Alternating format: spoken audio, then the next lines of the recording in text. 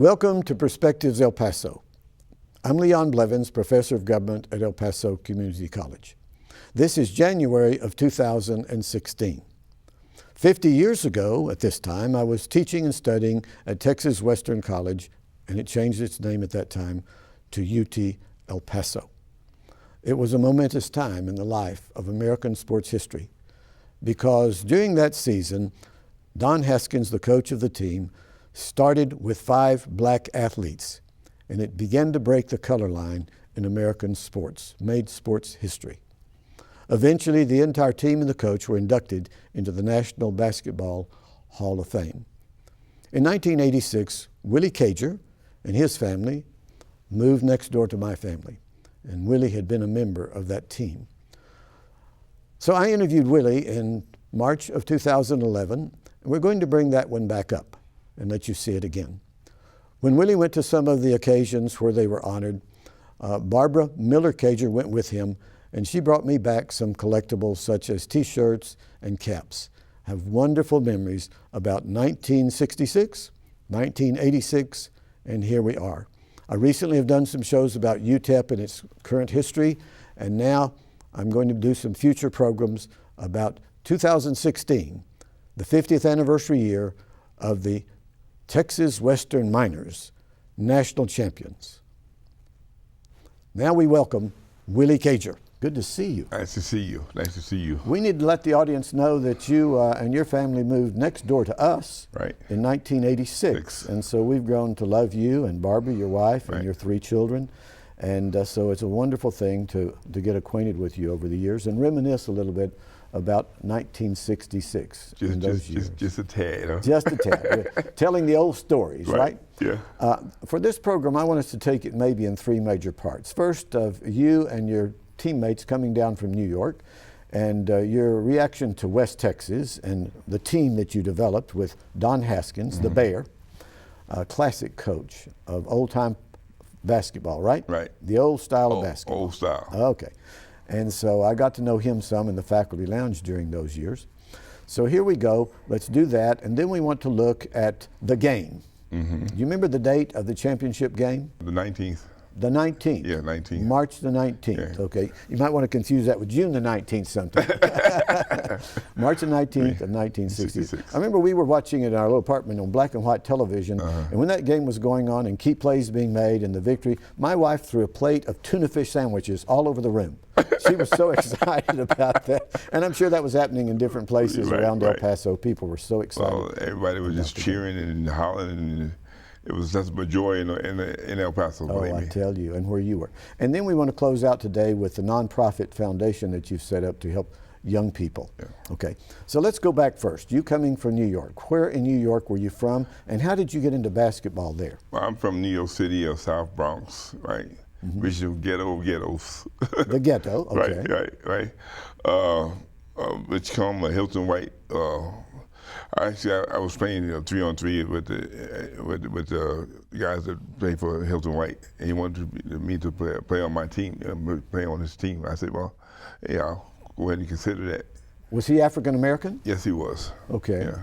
And some of the others that came to Texas Western, they were from the same area? Played with you there? New York City, same area. So it wasn't so much pick up on the streets, playing basketball on the streets, it was actually with the league that you got into. Yeah, right. And I was in the city league at the time and stuff, and we just played games all over. Okay. Did he make contact with Texas Western or other schools to try to get you? Actually, Willie Brown, who played for Don Haskins, said you need to check out some guys up in the city.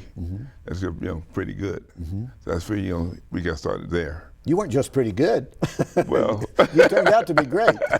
but at that point, you were still learning. You had so much more to learn. No, I knew how. Oh, you knew how. All right. I knew how. Only I need to do is find out about his defensive style, and that was it. Offense, hey, I can handle that. Okay, good. Well, that helped you to win. That helped you to win not just that game, but many other games. Quite a few. A key game was one with Kansas. Right. In the playoffs. With JoJo White stepping out of bounds. Critical point. Okay. Because he made the shot, but he stepped out.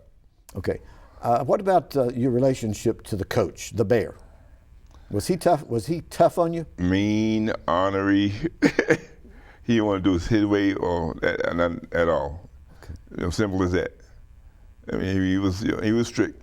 He was a lovable bear. Yeah, but he was strict. Okay, good. Well, that's the way he could get the most out of it. We're talking about those 2 days practices didn't. Oh, I hated that. I like to just play the game. Now, there was a movie made about this called Glory Road. We see here I've set up a Wheaties box with signatures of all of you on the team that were still living at the time that this came out. And then the movie Glory Road. Are there any things you'd like to correct that's in that movie that they maybe changed up about you and your mother and the team? There's a bunch of things I'd like to correct. Okay. Correct a couple of the most important. Well, first of all, when they got my number wrong, it just really upset me to a T. They put the wrong number in the movie? Yeah, right. They had number 10 in the white, but then they had 11. They had a 10 in the orange, and that was number 11, not 10. Oh no! And it just, I told Jacob Burkheim, I said, "Yeah, if you're gonna do it right. Don't do it at all." Right. Okay. And what's another one? The bathroom scene with Neville Shedd getting beat up in the bathroom. It didn't happen. What was that? Neville Shedd getting beat up in the bathroom didn't happen. Oh, Neville Shedd getting beat, but it wasn't about you. It was about Neville Shedd getting beat up in the bathroom. I think in Dallas or something. Yeah, right. And it didn't happen. Just. So for movies, they make up things for drama effect. Right. And, I could understand why we're talking about Bobby Joe and Tina Mino and Juarez. Didn't happen. Back to the Bear. Okay. Do you have any little story you want to share about working with Don Haskins, the Bear? Well, my thing was that when I was coaching the freshman team up at UTEP, right, we had to play different, schools and whatnot, and a lot of times the guys they weren't eligible to play, and it kind of it hurt me. Oh my, yes. Yeah, Scott Innings, all those guys, they probably doing something great now, but you got to be able to function, be able to play basketball, Otherwise, you're lost, Well, back then, the reputation was that a lot of colleges, they just wanted the players so they could have victories. It was sports entertainment and the alumni giving money. And now you're pushing the idea of academic excellence as well as sports excellence. Exactly, yeah. Okay. Yeah. And that was one of the things that disappointed you, that some of these people were not putting the work in to stay eligible. Right. Were there any on your team, the championship team, that had a big struggle with that? I remember in the movie it showed pressure on them to do their homework. Well, that was with the Harry Flournoy's mother going to class. That was true. That was true. Harry Flournoy's mother actually went to class and looked over his shoulder, but she did his homework. But you did have some tension and friction related to race relations as you traveled. Oh yeah, that was all the time. All the time. Yeah, oh yeah. And at the national championship game. Yeah. Okay, let's go then to the national championship team. We've got you to Texas. We've got you building the team, working with Don Haskins. Then you go to the national championship. Were you somewhat concerned about where that was being played and the team that you were playing against, Kentucky? Yeah, well, Kentucky that was a no-brainer as far as who we played. It didn't make any difference who we played. Okay. But it's the fact that Kentucky was just there. It was either Kentucky or Duke. Yeah. Either one. And they were both from the South. Right. Okay. So if Duke had won, we'd play Duke. But Kentucky won, so we played Kentucky. Now I know from visiting with Don Haskins from time to time during that era that his concern was not race when he was playing you fellas. Right. He just wanted the best. He wanted winners. Exactly. Okay. Right. But he began to run into these problems on the road that he wasn't expecting in some cases. Well, number one, I think it was up in Lubbock. In Lubbock. Yeah, we had a phone call from the one of the guys. They called my room and said that we're going to shoot all you niggas if you come out there to play. So you ran into racism in Lubbock. Yeah. And I said, and then I talked to Don Haskins and they could call the FBI and got the FBI in on that situation. But Well, I know that he was so excited when you won the game and working with him. And then he started getting hate mail. Yeah. He showed us some of those in the faculty lounge from time to time, and he was just so disappointed. No, I didn't see any hate mail, but just. Well, he was keeping it from you. He didn't right, want you to see that and be demoralized by some of the stuff that was coming in. I know that. And I wasn't real close to him, but he was sharing some things with us on the faculty at that time. Okay, the big game. I think it was in Maryland. I'm not sure. Yeah, College Park, Maryland. College Park, Maryland. And that's where my dad was from, College Park, Maryland. Oh, really? Yeah. I wasn't aware of that. Yeah. Okay. What about going out there and playing? Tell us about the game. Well, the game, I came off the bench. I was just like the sixth man. Right, Bobby Joe had those 2 steals, and David Ladden had the slam dunk, and so that was like obvious. And after that, hey, boom, I came in and did my thing. Yeah, and Don Haskins was trying to protect your health to some extent, wasn't he? He wanted to be careful. My thing was that I wasn't concerned about my health. I know you weren't. Because hey, I played every game. I didn't sit out no half a season like in the movie. I played every game. So when the game didn't really also see how I took the last shot. Wow. From half court, hit the front of the rim and bounced off. What a memory. I know. It's still right there, right? Hey, hello. Okay, and it's right there for many of us. We saw it on a little black and white. Could you imagine today on big screen television? Hello. And of course, the team has been honored by ESPN, and honored by Sports Illustrated and others. The iconic picture is this one. And this is in the newspaper El Paso Times at the time that Don Haskins died. And this picture is all over the place. Sports Illustrated, Grandy's Restaurant up here in El Paso and some other places. And what a memory. And then, of course, the trophy itself that came back. And we see that. Wasn't it a thrill to be holding that trophy? Well, no, actually, Don Haskins let me have it for my foundation thing. Okay. So it was definitely an honor, believe me. But I had to give it back. Oh, sure. It was on loan. Insured quite heavily, I think. And then, of course, Nova Magazine. I get this magazine as alumni with UTEP. And it has a story, and they've had other publications telling about this. And so, isn't it kind of hard to keep your head from getting too big? No. How do you keep it under control? No, hey. I'm a cool guy, man. Oh, you're a cool guy. Believe it or not. But I'm trying to help as many people as possible, succeed in life. Oh, I know. And I understand that from having been around you for so long. What about the Wheaties box? And what about the trip to the White House in Washington, D.C.? President Bush, honored the whole team there, and we sat down and watched the movie. I was still kind of like mad because they got my number wrong. But you told him that, didn't you? Yeah. Oh, yeah. And, what kind of, he said a few words, then we went downstairs and ate dinner, and then we left. So this was President George W. Bush. That's right. And I believe Don Haskins was ill and did not get to go to that particular event. Another event, of course, was induction into the National Basketball Hall of Fame. The whole team. Yeah, the whole team. And I think, is this still correct, that Texas Western College is the only Texas team to win the national championship up to this point? That is correct. 45 years later. Hello. You're still hanging on to that. Right. It was 2 teams being inducted, Texas Western and the Harlem Globetrotters. Harlem Globetrotters. Right. And of course, the win at College Park, Maryland in 1966 goes into the history books as helping to desegregate college athletic sports in the United States. How does that make you feel? Well, it's pretty good, man. I mean, like I said, you can go to any college or university of your choice as long as you have the grades. And that's astounding. That's beyond compare. Right. You did get to go for the induction at the Hall of Fame, didn't you? I sure did. The whole team went. Right. And then individually, Don Haskins was inducted to the Hall of Fame. Right. He was earlier than the year before. And and then we got inducted, and then like I said, Pat Riley got inducted in 09, and Michael Jordan got inducted in 010. Oh my God. I notice you've got some fancy rings here. Well, look at this.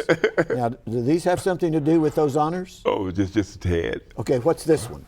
That's the Hall of Fame ring. That's the Hall of Fame ring. And this is what championship ring. That's the championship ring. Yeah. I'm holding the hands. NCAA championship. I'm holding the hands of one of the greatest champions in El Paso. Oh, hello. Now we have some other heroes here too. Nolan Richardson. Oh, I know. Tell me about Nolan Richardson and your relationship to him. He's a fantastic coach, believe it or not. Even when he was down there at Bowie. It was Bowie and then Bel Air. I was playing, coaching their freshman team, and they beat me by 2 points. I was very upset, but I guess so. Well, you got to get over your mads, okay? I'm good about that, Okay. Now I know also, and we want to be sure we get this in, and at some point we want to weave up onto the screen your telephone number and your website with regard to your nonprofit foundation. because you set up a foundation to help young people here in the El Paso area so they can achieve their dreams. Exactly. Tell us about that. What do you call your foundation? My thing is Willie Cager, Learning Center, Kids University. Kids University. Right. Okay. Now, for me, starting from the 7th grade to the 12th grade, I want to teach a trade each year upon graduating from high school, so they'll know something. Right. I'm looking at 3rd grade is to introduce the different types of sports.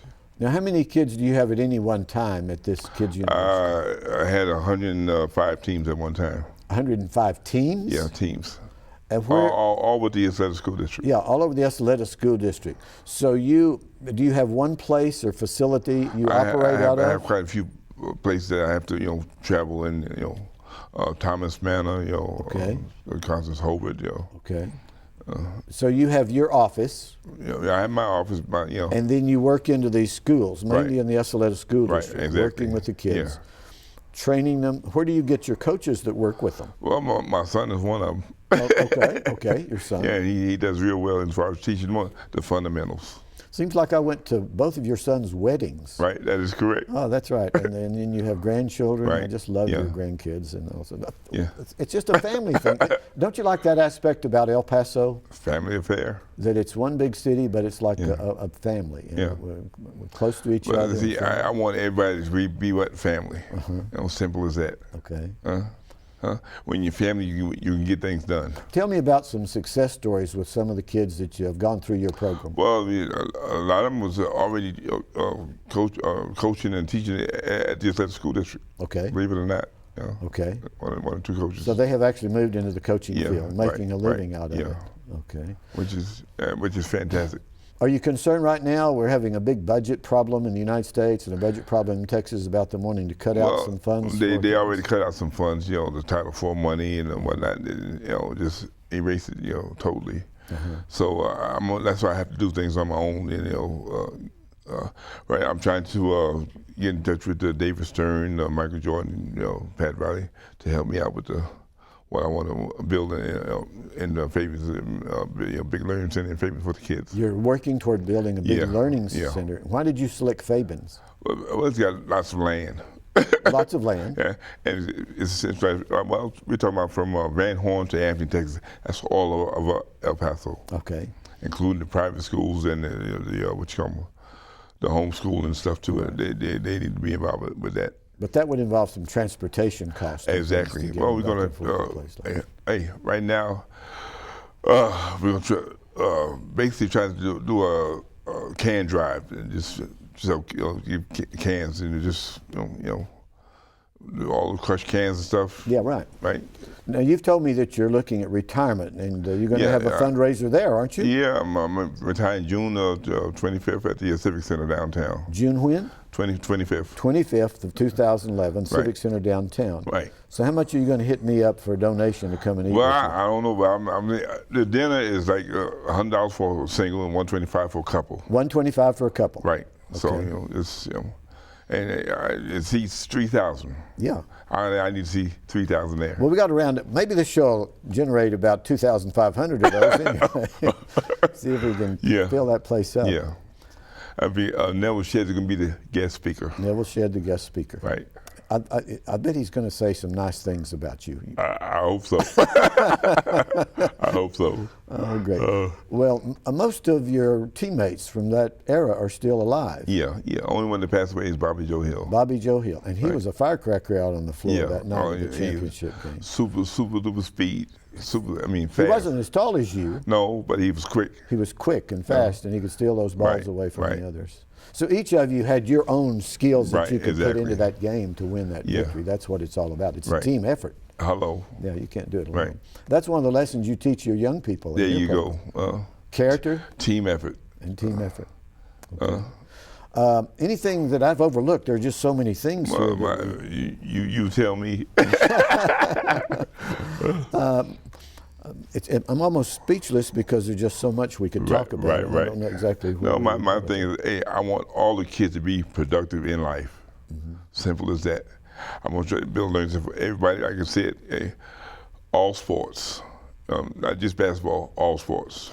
Do you approach a lot of it like Don Haskins did? Defense, defense, defense, defense? No, I like offense, offense, offense. Oh, you teach them offense. Go for it, go for it. Yeah. Okay, whatever the sport is. Well, yeah, my thing is when you get to being in a high school, freshman, sophomore, junior, senior year, you need to average 6 points each quarter, which averages out to 24 points a game. If you can do that every game, you got a scholarship from somewhere, I guarantee you. Well, you still sound like a coach. Hello. I am a coach. Yeah. Now, what about your educational background and experience in going into coaching yourself? Well, I coached at the Bel Air High School, Tornillo, San Elizario, yes, quite a few places. Bel Air, Tornillo, San Elizario. Okay. Right. And my first job was with the El Paso, El Paso District at San Jacinto Elementary School. Okay, San Jacinto Elementary School. Yeah, right. All right. First job. Well, I knew that you'd gone into coaching, but I didn't remember all the schools that you coached at over the years. Do you occasionally see some of your former students? You mentioned some of them are now coaching at different places. Definitely.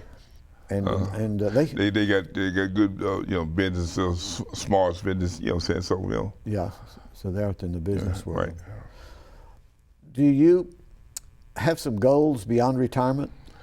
Well, yeah. So once I get my learning center built, I have some goals. Okay. Right. Hey, I want to make sure that everybody goes to class, do what they got to do. Simple as that. AB honor roll, which is good for me because I was the AB honor roll when I got a UTEP.